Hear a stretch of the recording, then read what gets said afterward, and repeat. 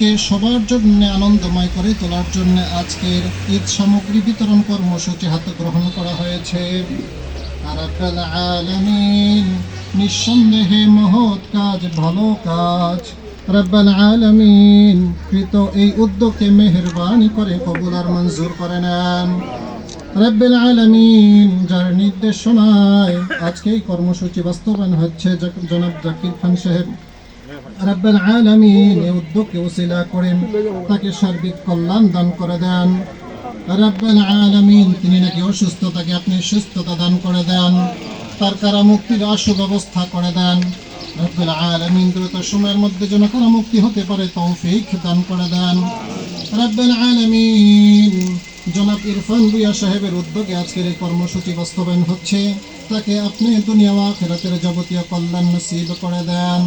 দুনিয়াতে ভালো করেন, আখিরাতেও তার আপনি ভালো করে দেন। রাব্বুল আলামিন এছাড়াও যারা আজকে এই কর্মসূচি বাস্তবায়ন করছে প্রত্যেকজন অংশীজনকে আপনি কবুল আর মঞ্জুর করে নেন। জনগণের কল্যাণে, গরিব দুঃখী অসহায় দুস্থ মানুষদের কল্যাণে আরও বেশি বড় থেকে বড় সেবা এবং খেদমত আঞ্জাম দিতে পারে তৌফিক দান করে দেন।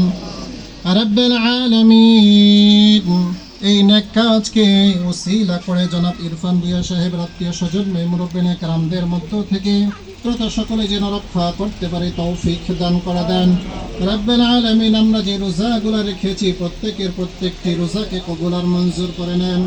আমাদের রোজাগুলো কেমন বৈশিষ্ট্য হিসাবে কবুল আর মঞ্জুর করে নেন, যেই রোজার প্রতিদান কাল কিয়ামতের ময়দানে স্বয়ং আল্লাহ আপনি নিজ কুদরতি হাতে দান করবেন। রাব্বুল আলামিন আমাদের রোজাগুলোর ওসিলা করে কাল কিয়ামতের ময়দানে হাউজে কাউসারের পানি যেন আমরা পান করতে পারি তৌফিক দান করে দেন। রাব্বুল আলামিন বাকি অল্প কিছু রোজা বাকি রয়েছে, সেই রোজাগুলো যেন হক আদায় করে যথার্থভাবে পালন করতে পারি তৌফিক দান করে দেন। রাত্রিকালীন দাঁড়িয়ে দাঁড়িয়ে কোরআনে কারীমের তেলাওয়াত শুনে শুনে যারা তারাবি পড়েছে রে আল্লাহ, আমাদের তারাবিগুলোকে আপনি কবুল আর মঞ্জুর করে নেন। মাহে রমাদানের হক সর্বাধিক যেন আমরা আদায় করতে পারি তৌফিক দান করে দেন। রাব্বুল আলামিন মাহে রমজানের বরকতে, মাহে রমজানের মাগফিরাতের যে সুবর্ণ সুযোগ রয়েছে সেই সুযোগে আমাদের সকলের গুনাহ খাতাগুলি মাফ করে দেন। সেই বালেগ হওয়া থেকে নিয়ে আজকের মোনাজাতের মুহূর্ত পর্যন্ত রাব্বুল আলামিন অসংখ্য গণিত গুনাহ আমাদের এই জীবনে সংগঠিত করেছে রে আল্লাহ, আমাদের যাবতীয় গুনাহ খাতাগুলি মেহেরবানি করে মাফ করে দেন।